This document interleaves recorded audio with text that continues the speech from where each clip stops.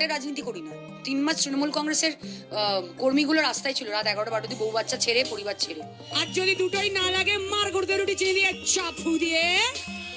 নির্বাচনে হেরে এবার অজরে কাঁদলেন অভিনেত্রী সায়ন্তিকা। রাজনীতির জীবনে ইতি টেনেছেন অভিনেত্রী সায়ন্তিকা।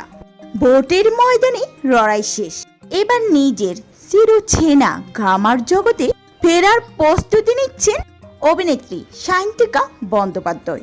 সম্প্রতি বিধানসভায় নির্বাচনে ভরাডুবির পর দীর্ঘদিন নীরবতা ভেঙে অবশেষে সবার সামনে এলেন তিনি। কোনো রাজনৈতিক মিছিলে নয়, বরং তাকে দেখা গেল জিমের ভিতরে কঠোর পরিশ্রম করতে। নির্বাচনের আগে প্রচারের ময়দানে যথেষ্ট আত্মবিশ্বাসী দেখা গিয়েছিল সায়ন্তিকাকে, কিন্তু ভোটের ফল প্রকাশের পর প্রত্যাশিত জয় না আসা ভেঙে পড়েছেন তিনি। শোনা যাচ্ছিল পরাজয়ের পর থেকে তিনি দলের উচ্চ নেতৃত্ব দলনেত্রী মমতা বন্দ্যোপাধ্যায়ের সঙ্গেও যোগাযোগ কমিয়ে দিয়েছেন। জনসম্মুখের থেকে দূরে থাকার পর তার এই নতুন পদক্ষেপ নিয়ে শুরু হয়েছে জোর গুঞ্জন। অভিনয় থেকে বিরতি নিয়ে দীর্ঘ সময় রাজনীতিতে ময়দানে কাটিয়ে দিয়েছিলেন এই অভিনেত্রী। এই সময় তার শারীরিক ফিটনেস দারুণ ঘাটতি পড়েছে।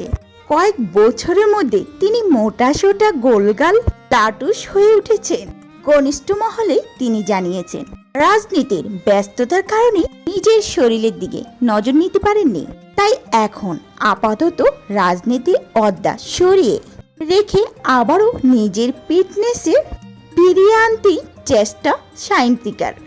তবে কি সায়ন্তিকার এই ফিরে আসা রাজনীতির ময়দানকে পুরোপুরিভাবে বিদায় জানানো? এর মানে তাহলে মমতা বন্দ্যোপাধ্যায়ের সঙ্গে সমস্ত সম্পর্ক ইতি টানলো সায়ন্তিকা?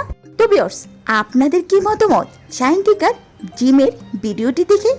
অবশ্যই আপনার মূল্যবান মতামতটি ভিডিওটি নিচে কমেন্ট করে জানাতে ভুলবেন না।